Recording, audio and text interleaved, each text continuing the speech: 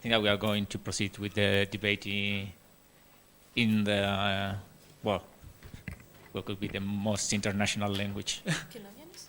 ¿Perdón? ¿Que no vienes? No, yo me voy a quedar aquí, pero bueno, voy a participar también, tranquilos. So, are there any questions in the audience? Could be Spanish as well if you want. ¿Cuestiones? Do you want to start, any of you? Or you don't have any questions? All right, I shall start then. All right.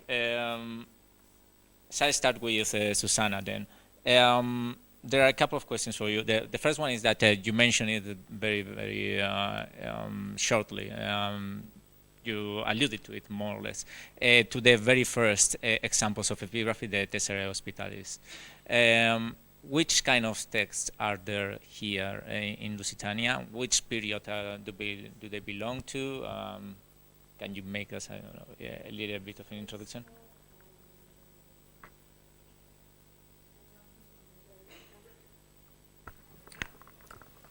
I'm not a specialist of Republic period, but it's very small and not official texts, you know. It's very... te lo podría pasar. Yeah.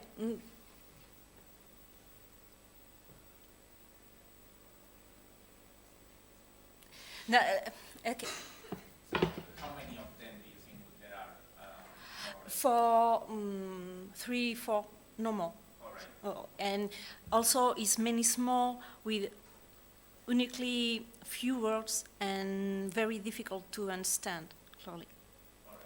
So I don't know exactly. There is no civic hospitium. So it says it's a hospitium between privates of different cities. All right. What makes sense. Are they in Latin anyway, or are they in any other language? It's the two, Latin and Lusitania. All right. All right. Anyone else? Otherwise, I will ask. Yeah.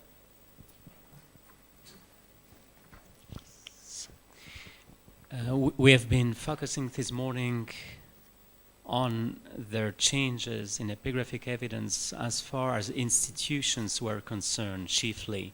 I think your paper very rightly, appropriately emphasized also the importance of the changes in the forms, in the categories, the typology of inscriptions. So apparently they are, because there had been a very long tradition, and rich tradition, a centuries-long tradition of epigraphy in the Iberic Peninsula before the coming of Rome and before the Augustan period.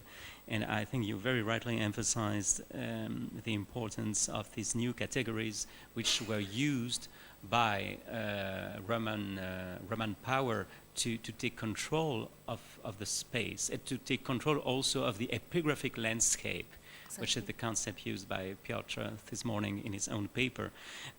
Those boundary stones, we could add the milestones as well, and the change in the type of stone which was used, as you very interestingly showed.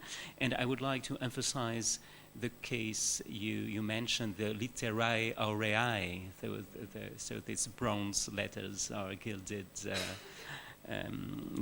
letters, and as Alfoldi showed, this is very specific to the Augustan period.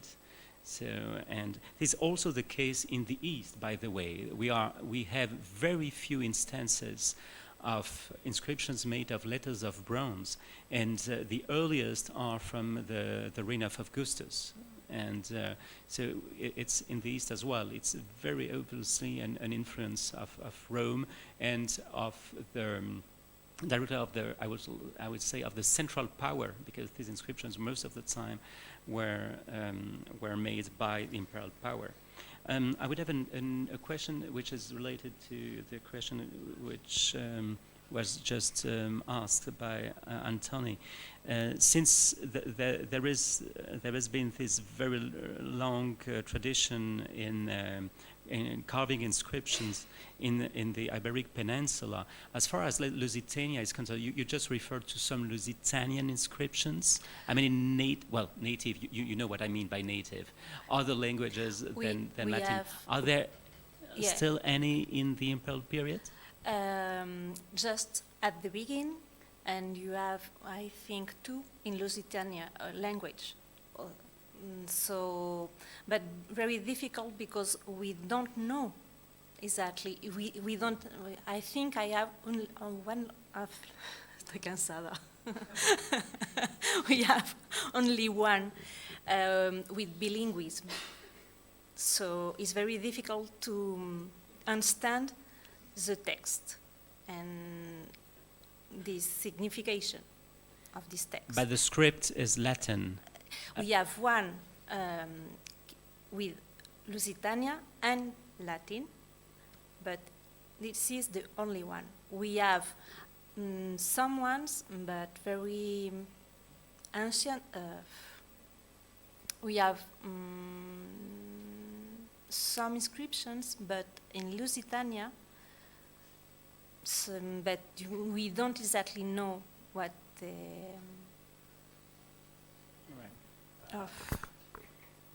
J'en peux plus. This is convenient because there is someone who is specialized in the topic in the room, so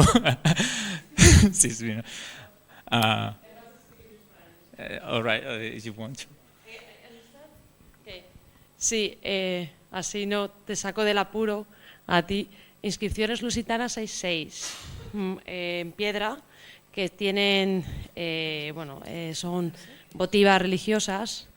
Y hay algunas inscripciones híbridas que tienen elementos lusitanos y elementos latinos. Sí, bueno, básicamente es eso. Son todas en escritura latina, no hay ninguna escritura indígena, son todas de época ya romana, las que tenemos.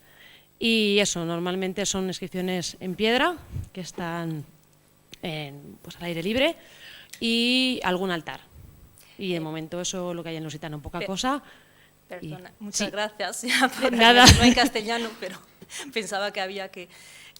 si no me equivoco, Amílcar Guerra de Lisboa se ha estudiado alguna de Lusitania, en alfabeto lusitano, o sea, pero que no... No, alfabeto no, porque no son ya son de época romana y la epigrafía indígena de la zona, o sea, están digamos, en la zona de Lusitania, lo que hay de epigrafía indígena es muy anterior, que serían las inscripciones del suroeste, pero son del siglo VI antes de Cristo, por ahí, y Amílcar las excava y las estudia, y ya las hemos estado estudiando Amílcar y yo y viendo en el Museo de Belém y tal, pero claro, esas son muy anteriores, y luego lo que es en lusitano es posterior, y es otra cosa, no tiene nada que ver, porque además es una lengua indoeuropea y la lengua de las estelas del suroeste, la lengua del suroeste es una lengua no indoeuropea que todavía no hemos descifrado y que la escritura todavía nos cuesta leerla, y es la primera escritura por que eso hay en la península. Intentaba explicar lo difícil que era. Lo difícil es, claro. Sin conseguir meterme. Vale. Sí, claro, es muy difícil la interpretación de la epigrafía de la zona lusitana indígena, claro, si viene mucho antes, es el primer testimonio que hay de escritura en la península ibérica, que son las estelas del suroeste, pero es muy anterior, que además refleja una lengua no indoeuropea, y luego el siguiente testimonio que hay sería en el lusitano, y el lusitano sí que es una lengua indoeuropea, pero todavía estamos estableciendo qué es, porque claro, hay muy poco testimonio. Como solo hay 6 inscripciones y algunas híbridas, es muy difícil. Lo que tenemos básicamente son elementos, nombres de divinidades y algunas palabras que son los animales de sacrificio, como la oveja, el toro y esas cosas, ¿no? Aparece taurom, aparece, ahora es que ahora no me acuerdo, ¿no? Pero, oilam, que sería la oveja, el taurom, el porcom, todo es cerdo, sí. Eso es. Y eso sería un poco, lo que hay en la zona de Lusitania. Pero lo que nos tocaba ahora, pues eso, serían estas las lusitanas. Por eso no me metían las de las estelas del suroeste, porque son bastante anteriores, por eso. Y... Sí, no, bueno, bueno, sí, bueno, en la base de datos Xperia pueden consultar estas inscripciones. Y bueno, ya que estoy con el micrófono, sí, quería comentar lo de la tésera de hospital, la que has comentado que era lusitana.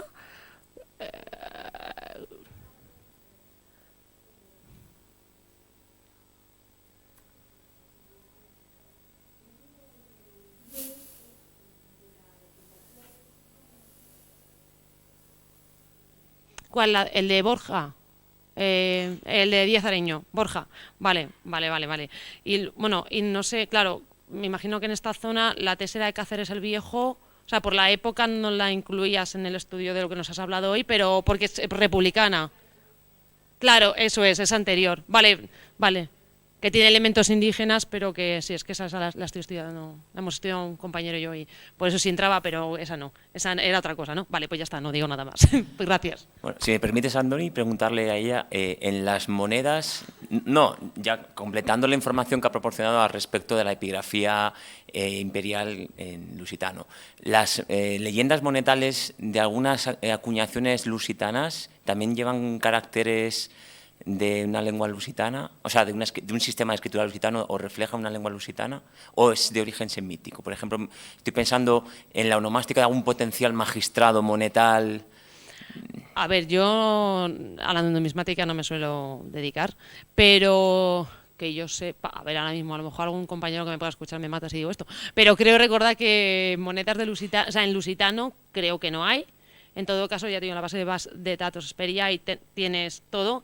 Y luego, de todas maneras, las que de la zona, las que tienen escritura de tipo o fenicio o ya paleohispánica, que las escrituras prehispánicas tienen origen fenicio, ¿no? Bueno, origen, que cogen, derivan del fenicio más bien, habría que decir eso, sí. Eso ya si tendríamos, es que la zona si la zona sur de la península tiene ahí lo de la numismática es bastante complicado porque hay diferentes tipos de escritura muy complicada y variantes de una misma escritura y es una cuestión complicada, pero son anteriores, ya no son de época imperial, son muy anteriores, ¿eh? Sí, ya de época imperial ya sería todo romano, hay bilingües también, porque luego están pues, las monedas de Cástulo y tal, que sí que tienen ahí la leyenda bilingüe y ahí tenés pues esos administradores romanos y tal, incluso transcritos en ibérico y tal, pero en escritura meridional, pero luego tienes eso, algunas de... Hoy no tengo cerebro a estas horas, si no diría las que tienen la... Bueno, si hay diferentes tipos de monedas con diferentes tipos de escrituras que son variedades de la misma, pero que son mucho más complejas y eso las tienes en la base de datos Xperia, por supuesto, vuelvo a remitir. También está la base de datos de moneda ibérica que hacen desde Valencia, desde la Universidad de Valencia y el Museo de Prehistoria, que lo hace Manuel González y Pere Pau Ripollés. Y luego también en el tomo 1 del Monumenta Linguarum Hispanicarum de Jürgen Untermann también tienes allí todas estas monedas registradas, pues si te interesa verlo, bueno, sí, pero bueno, ya te digo que lo que es en escritura paleohispánica, claro, en época imperial ya desaparecen las escrituras paleohispánicas y ya nos quedamos sin las escrituras de aquí, así que eso. Okay. I'm not going to tantalize Susanna with any more Republican period inscriptions. I'm going to ask one on the very interesting Civitas. Let me read it because it's complicated. Civitas Iga Editanorum, which is an astonishing example, obviously, very, very extraordinary. And you mentioned the existence of mines there that could have caused this phenomenon that is very, very extraordinary again. Do we know if there was any external Roman presence linked to the mines that could have encouraged this kind of Latin epigraphic tradition? I mean, military presence or the presence of negociatores or this kind of people that could have helped the development of this particular phenomenon?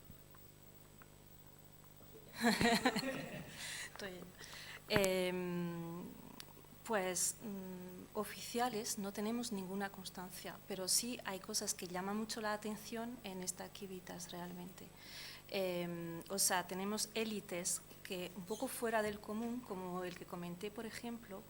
Tenemos, por ejemplo, evergéticos que dedican templos. Tenemos uno, por ejemplo, que dedica 2 templos en esa Kivitas, otra en otra vecina. O sea que eso también ya dice mucho del poder económico, y tenemos familias que realmente también pues demuestran el poder económico, entre ellos, por ejemplo, flamines o gente que dice que pues estoy pensando en una, por ejemplo, que es en agradecimiento por haber descubierto tanta cantidad de oro, por ejemplo. Pero de manera oficial no sabemos el estatuto exacto de esas minas. Hay estudios que están hechos actualmente sobre esas minas, sobre todo en el CSI, que están ahí trabajando con algún proyecto, pero hay algunas dudas de momento, y sí que es un tema bastante interesante que trabajar. Sí, es una ciudad que llama mucho la atención, interesantísima, y que también, pues, si vas hoy en día a la ahí hay 4 casas, no hay nada excepto pues esas inscripciones monumentales y vamos, estos últimos años hubo bastantes excavaciones, o sea que esperemos que se vaya descubriendo cosas. Sí.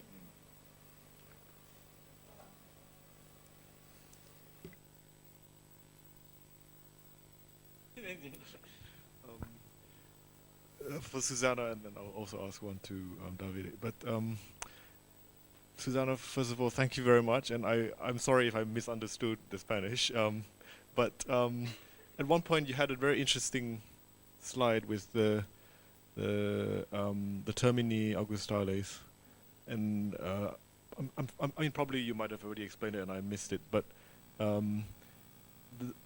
all the dates seem to be quite close to each other. Within sort of 10 years. I was just curious, sort of why are all of them dated so close in time?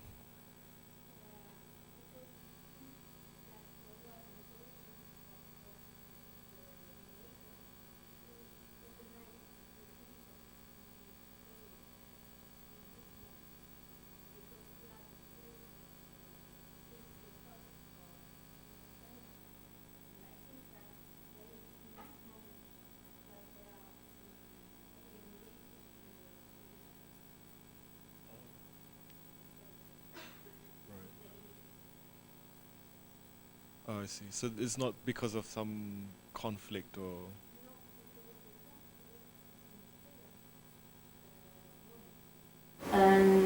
With Claudius. Okay. And there is also different. Carolina Cortes Bárcena studied, and there is very, very significant. Interesting, thank you. And for Davide, I was just curious, I think one of your last slides you had, you explained that there were 68 gentes attested in the Republican, 68 gentes of Republican governors, of which 54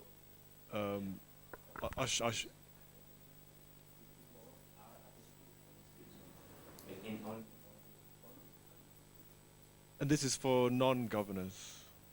No, these gentes are families which have nomina gentilicia related to Roman magistrates. Right. Okay? But these gentes also can be belonging to immigrants, negociadores, etc. Italian people that move in Sicily and live there. Because it's not easy to try to identify new Roman citizens based on descriptions, because the problems are important from a methodological point of view. Yeah. I try to collect the example more clear, but This is a hypothesis. Hmm. No. Because yeah, I think It's reliable, but not sure. yeah. Sorry.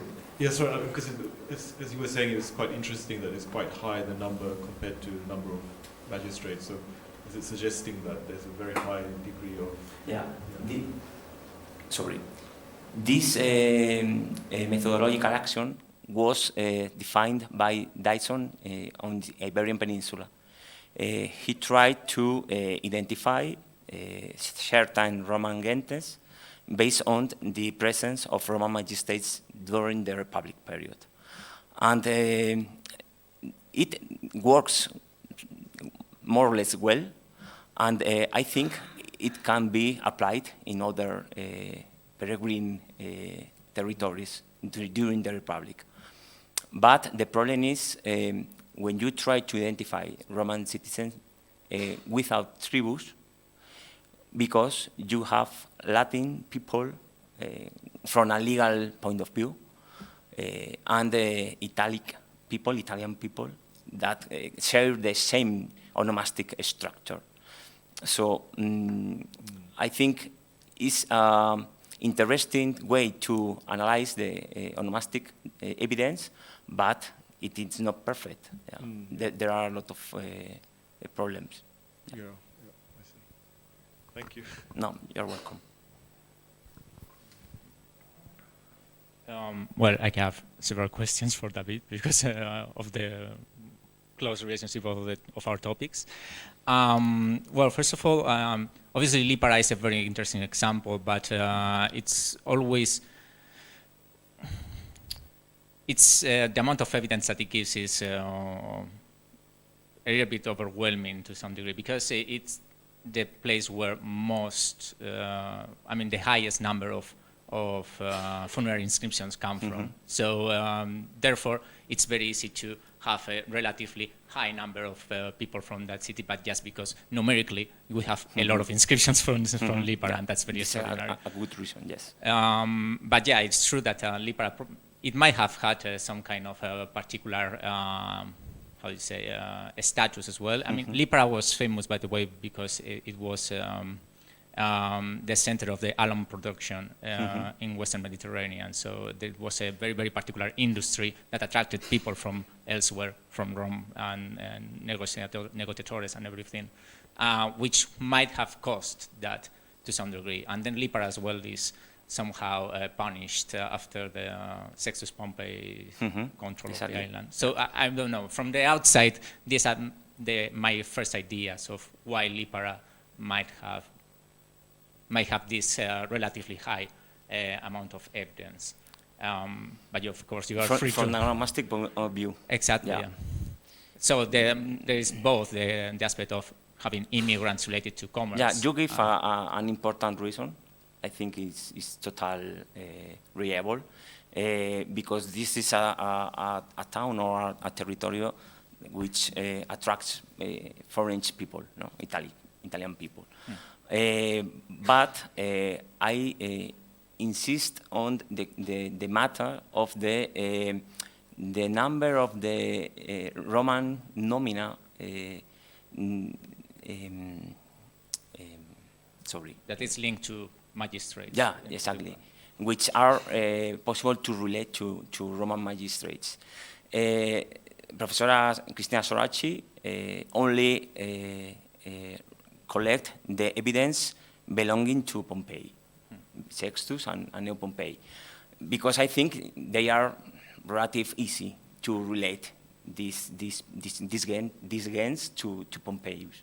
But the problem is when you try to identify gentes prior to Pompey, because the evidence sure on Cicero is that from Pompey, Sicilian people received the Roman citizenship viritim, okay, sigillatin. But before, we have the evidence from Livius, when he told us that Socius and Moericus, during the Second Punic War, received the Roman citizenship.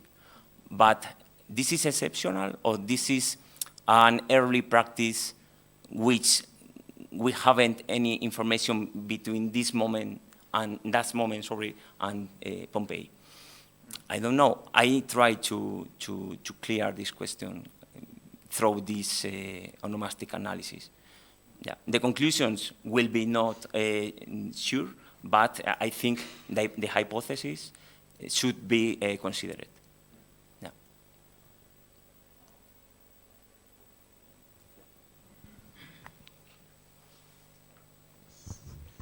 Well, I think that the kind of structural, systematic approach that we have adopted is very relevant and very useful for the other provinces as well. I mean, the general systematic comments that you have made apply to most provinces, that it's definitely very useful to have this kind of overview and general approach of of how works Roman onomastic and how it is difficult to trace and to track down in the epigraphic evidence. This kind of, you mentioned the possibility that there were, and actually there were cases where Roman citizenship was usurpated, was used and wrongly used by peregrine provincial populations. And more simply, the very common case, which is attested everywhere, including in Gaul, and in the East already, maybe in the first century BCE, the use of a gentilicium or a Roman praenomen as a single personal name. And this is not legal usurpation of Roman citizenship. It's just influence of Roman onomastics and the use of a name of Roman origin and the use of it as a single personal name. The difference, though, between the West and the East for the imperial periods, or even the late Republican period, is that Latin rights. So you mentioned the Ius Lati, which was widespread by Caesar towards Sicily, is not attested in the eastern provinces. Yeah, exactly. So there are no municipias, those sort of things. So it would be the main difference. As far as the as far as the italic characterization is concerned, and our difficulty to make the difference between proper Romans and italics in the first century BC. The same is true, of course, for the Aegean world. In Delos, for instance, you would have all these Italici, and who are really those Italici? Yeah. And they are, for a very long time, they have been all considered necessarily Roman citizens. It's not necessarily the case. Among the very, very first instances of, let's say, Romans in the general meaning in the Aegean and in Acarnania, for instance, in the Ionian Sea, already in the mid-3rd century BCE. Those first instances mention people who do not have Roman citizenship, but can be considered Italic, for instance. Yeah. And the thing is even more difficult because of the fact that, as was probably already mentioned by Antoni, the onomastic structure throughout the Italic peninsula is the same. I mean, when you think of the Oscan, for instance, onomastic features, you would also find a praenomen, a gentilicium, and a cognomen. And one last remark, I find very interesting what you said about the fact that, because we always tend to see the granting of Roman citizenship as being searched for by provincial population, a kind of grants, and with everybody in the provinces being eager to get Roman citizenship. Of course, there were many advantages, juridical mainly, but legal. But one has also have to bear in mind that it also brings a lot of problems, because if you want your family not to lose Roman citizenship, you have to marry the right people. Exactly. And in some cities, it's quite difficult, especially in the small ones. And we already, basically, during the Q&A session after my paper, I already referred to the case of Rhodes, for instance. And it's not because there were fewer people, wealthy people in Rhodes. This does not account for the fact that there were few Rhodians got Roman citizenship. Or you probably know the very famous case of Opramoas of Rhodiapolis, this kind of billionaire like Herodes Atticus. And how is it possible that this guy was not a Roman citizen, you know? And the reason is, the answer is probably, or maybe, because he didn't want to. So it's interesting to be aware of the fact that it's not, you know, a necessary phenomenon.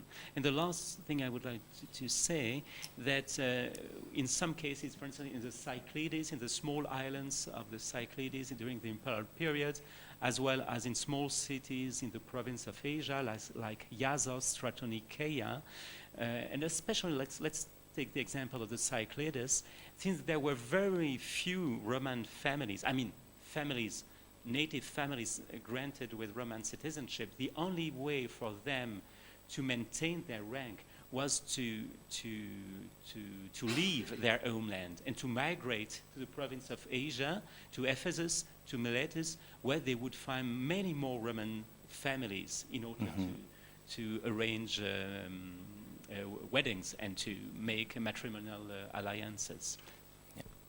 Yeah, thank you, Cedric, for your notes.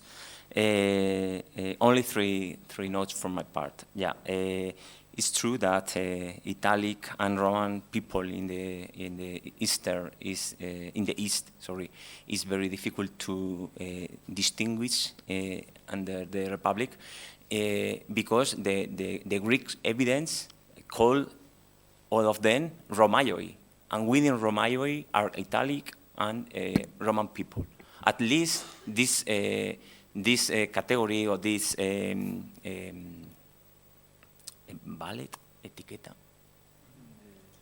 categorization was studied by Hatfeld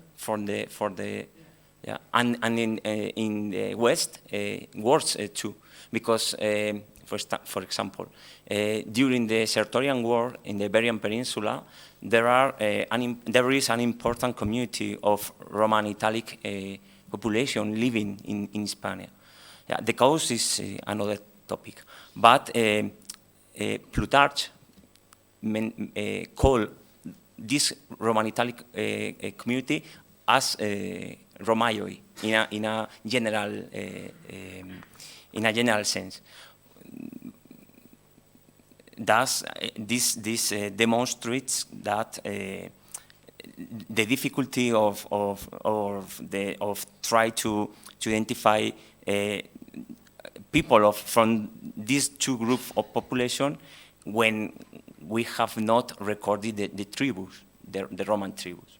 Yeah, respect the possible imitatio of Roman onomastic. I think usurpation was not a general phenomenon, but important.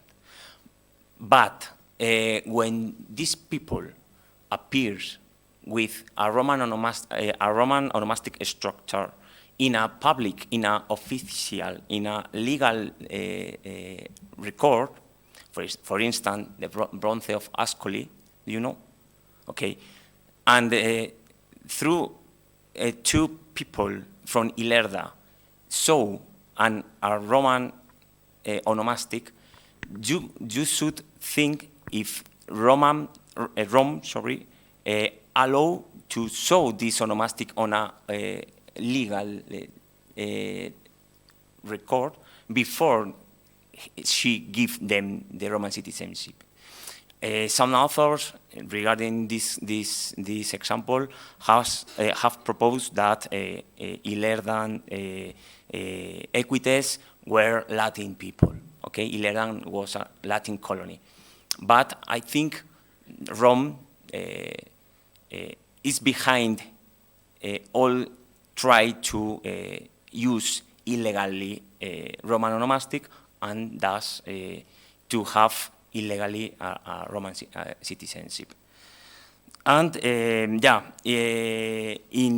the last note, in Sicily, we know from Cicerone that in cities like Agrigentum, Alaesa, Lilybaeum, Panormus, and Syracusae, were conventus civim Romanorum, with many Roman and Italic probably people living there.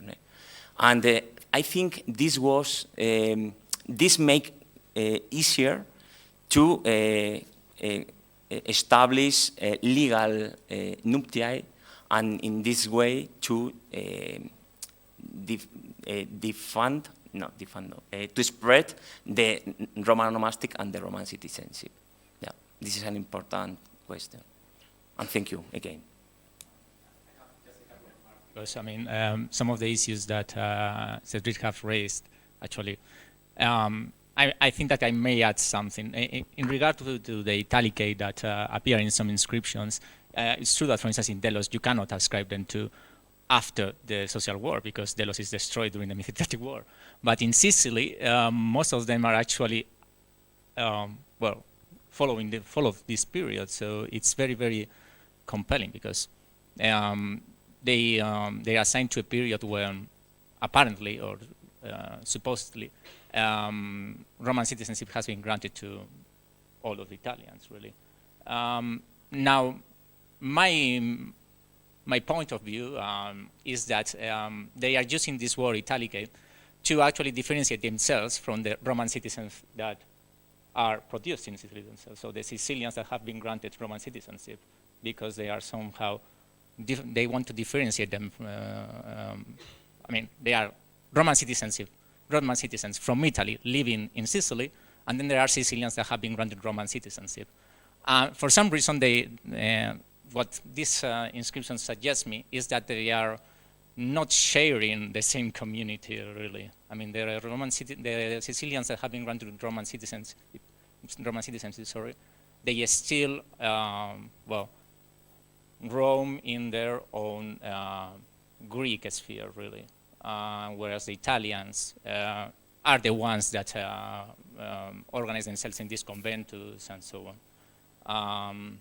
Of course, that doesn't mean that there are no links among them, but for some reason, that's the suggestion that gives to me.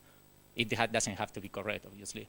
And there's just another remark, because as you have said, it's very difficult to maintain the Roman citizenship if there is not an actual and proper wedding. And I remember now, I think that there is in Smyrna, there's a list of contributors to the donors to a sanctuary or whatever. One of the donors comes from Catina in Sicily, and the guy is named Apollodoros Publius.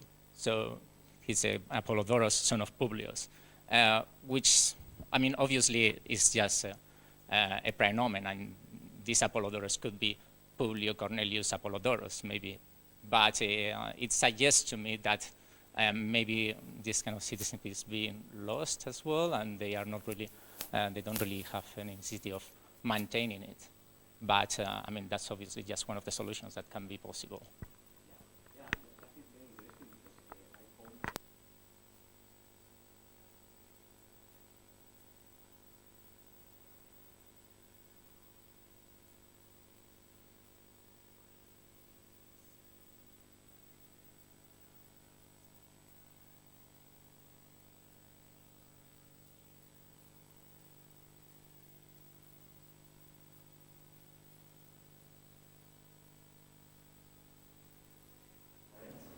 Is because the transmission, the diffusion of this onomastic and this citizenship, and this citizenship was not legal, and for this reason, maybe the next generation lost the right to use Roman onomastic and lost the Roman citizenship. But yeah, this is very, very interesting phenomenon. Yeah.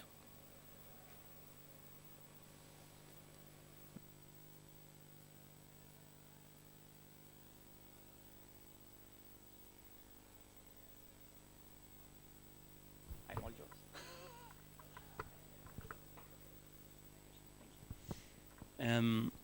It has to do with the entella material.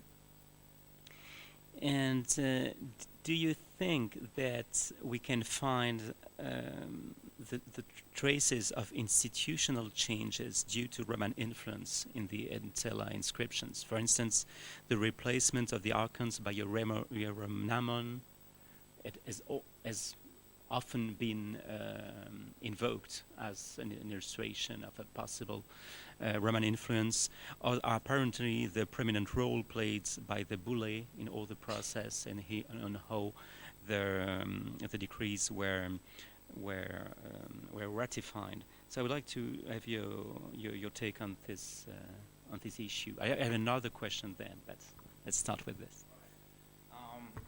Regarding the Jeromnamon, issue, it's hard to tell because before Entella we don't really have that much epigraphic stuff to compare with. So basically all the epigraphic record that we have already mentions the Jeromnamoi, and that's all, because we don't really have anything from 4th century BC.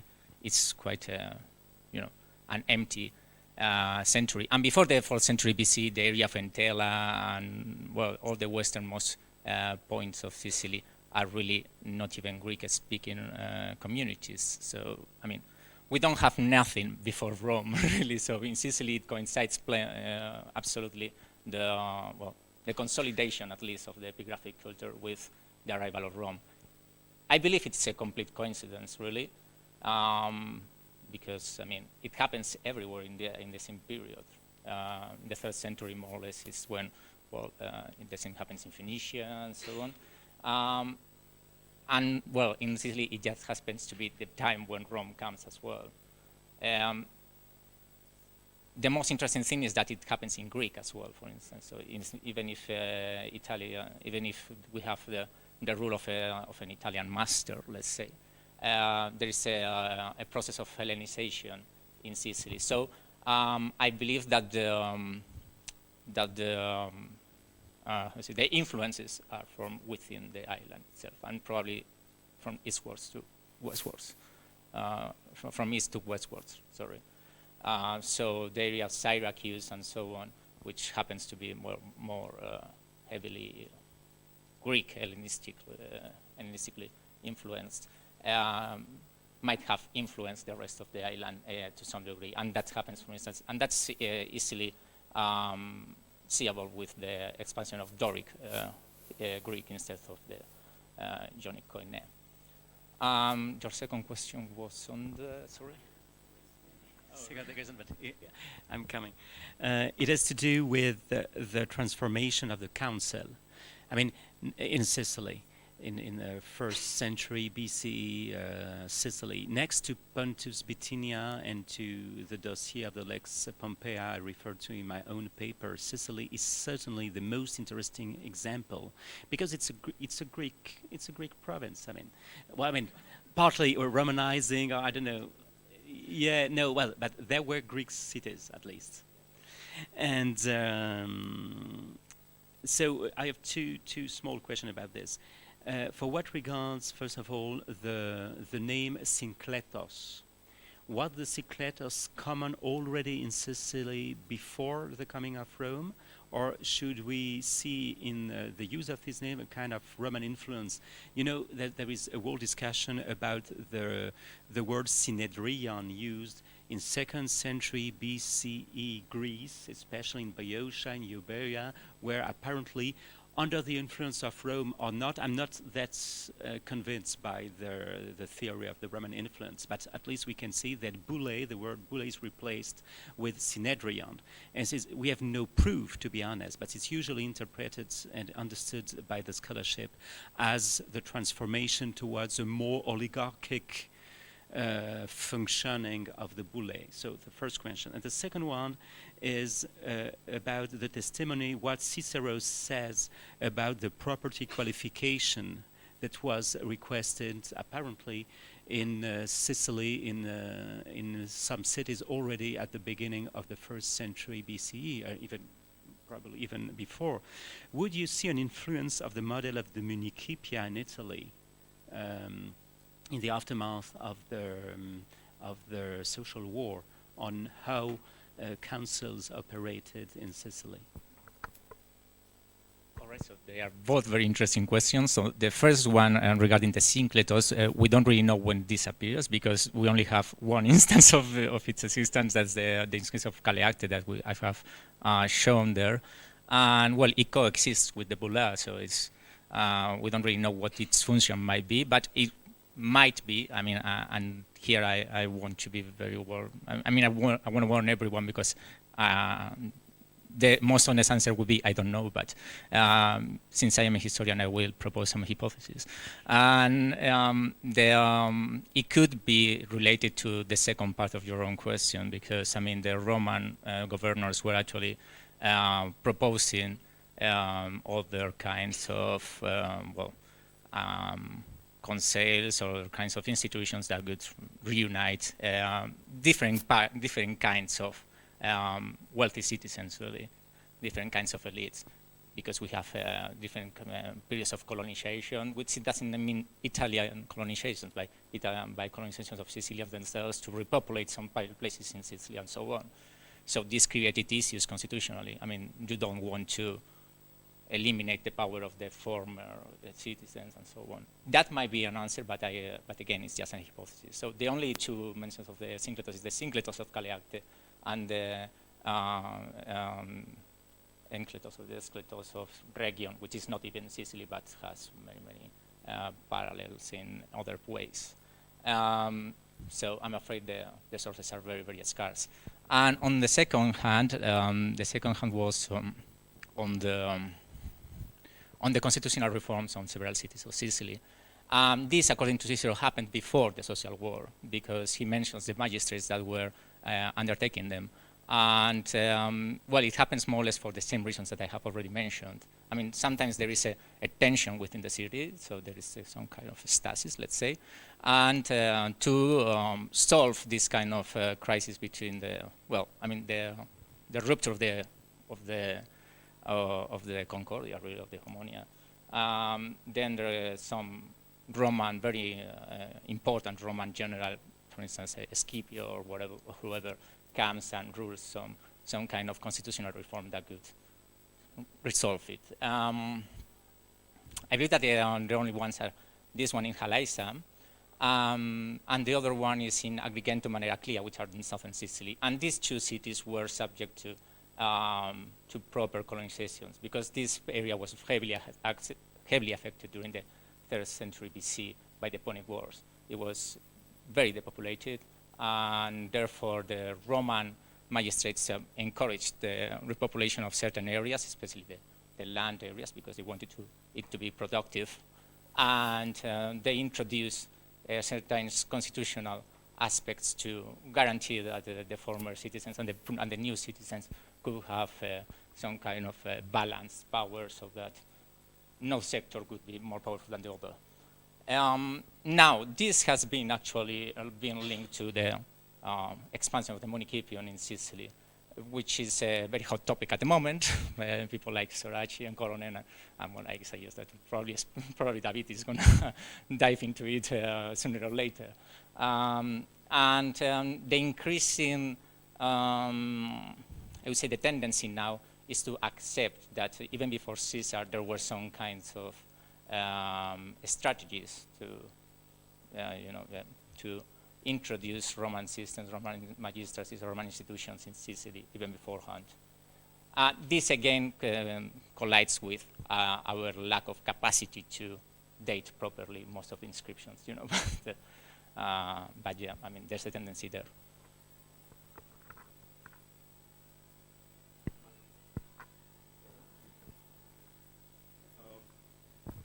I think about the Syncletos, I'm not sure if my memory is wrong here, but I think the Syracusan decree in the Magnesian dossier for the Festival of Artemis, I think that one does mention the Syncletos, but that's about 208 BC, isn't it? So it would be after the Roman conquest, sort of. So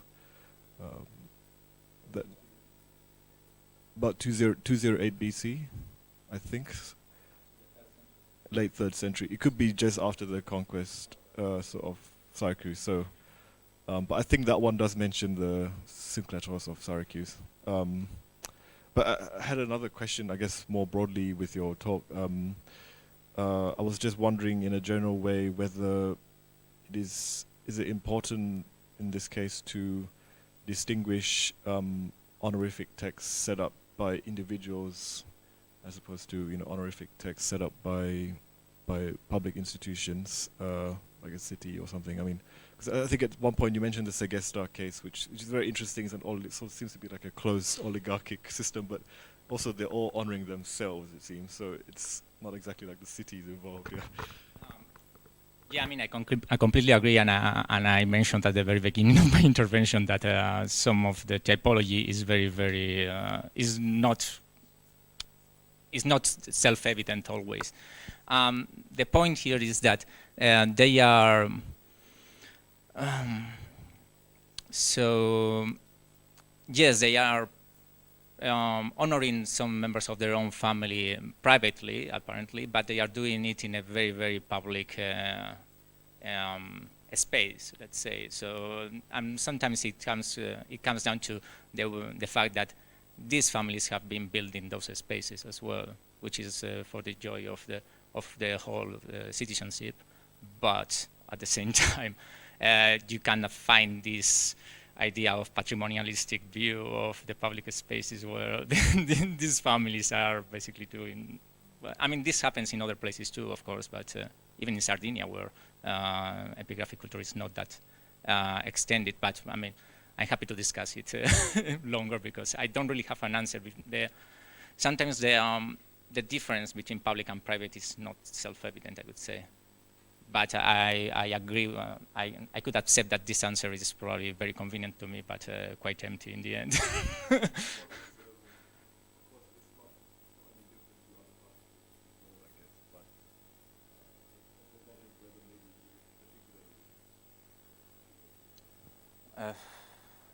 I don't know, I would have to compare it case by case, probably, which I confess I haven't. Sorry. Thank you, Antoni, for your presentation. Very interesting one.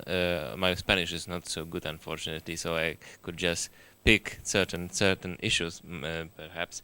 But concerning the syncletos, which also I find it also extremely interesting, and I'm very happy and glad that Cedric asked that question. Actually, I wanted to ask the same question. I'm pretty sure that in your list of honorific inscriptions from the region, you mention an inscription from Melita, which is discovered in Rome, at Rome, right? I'm pretty sure that this inscription has syncletos in it as well. So if there are three examples of this word instead of bulle, right? So we have 5 now. Yeah, that's only just a comment. And actually, I'm very curious. Was this a functional change or just terminological change? And if terminological change only, why it occurred so widely? All of these places were so influenced by Rome that suddenly they decided to change their bulle for syncletos. Melita is originally a Phoenician site, right? So that would be quite interesting to know how they tried to translate the names of their own institution from Phoenician, because most likely they retained their old constitution, right? What changes is the name. So maybe syncletos was just a natural name for their whatever was the Phoenician name of the city council, and they just translated it into the Roman equivalent in Greek, let's say. So just a short comment. My question rather refers to the material, because you showed us a lot of bronze inscriptions, right?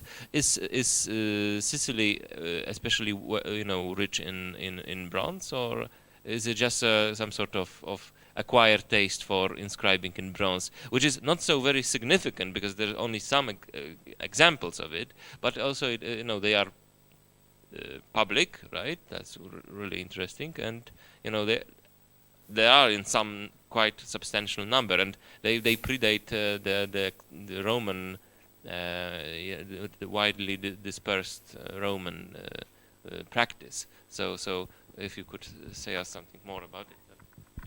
Yeah, well, I will begin with the last question because I think that the answer will be shorter. We do have a significant number of bronze inscriptions in Sicily, and all of them are apparently, or most of them at least, are decrees or legal documents in the end. So there is there is no bronze actually produced in Sicily itself, but there is no marble either. So my suggestion is that bronze is more easily imported than marble, probably, and that bronze was devoted to legal documents in a quite widespread way, which is something that has some parallels in Spain and in Italy as well. So yeah, and that's why as well probably we don't have many more decrees, because bronze obviously is reduced. This is something that Jonathan Pratt has already argued and so on. So it's I'm not gonna assume the merit of of that conclusion, but it's quite sensible, I guess. And when regarding the Syncletos in Melita, this is a very important text, but very, very complex as well. And there are 2 points that I will have to raise. First of all, is that this text was found in Rome, together with a dossier of Agrigentine proximity decrees, but it seems to have been redacted in Rome itself and not in Melita. All right, there are very apparent, very evident differences between the Melitan and the Agrigentine proximity decrees. One is the choice of Doric for Agrigentine and Ionic for the Melites, which apparently shows that this was redacted for the person that was, and it was redacted in Rome. This is more or less the theory that is widespread at the moment.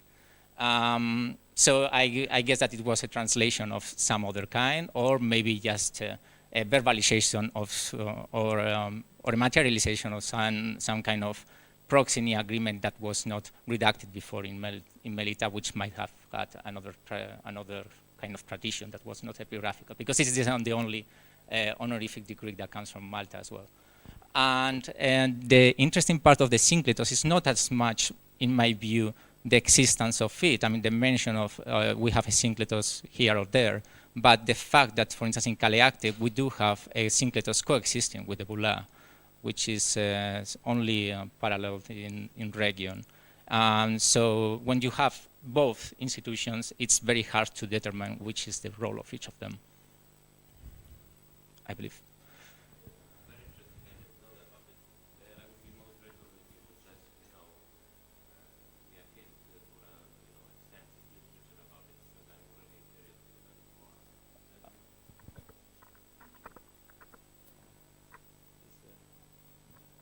Well, I guess that we are finished. We are over time, really.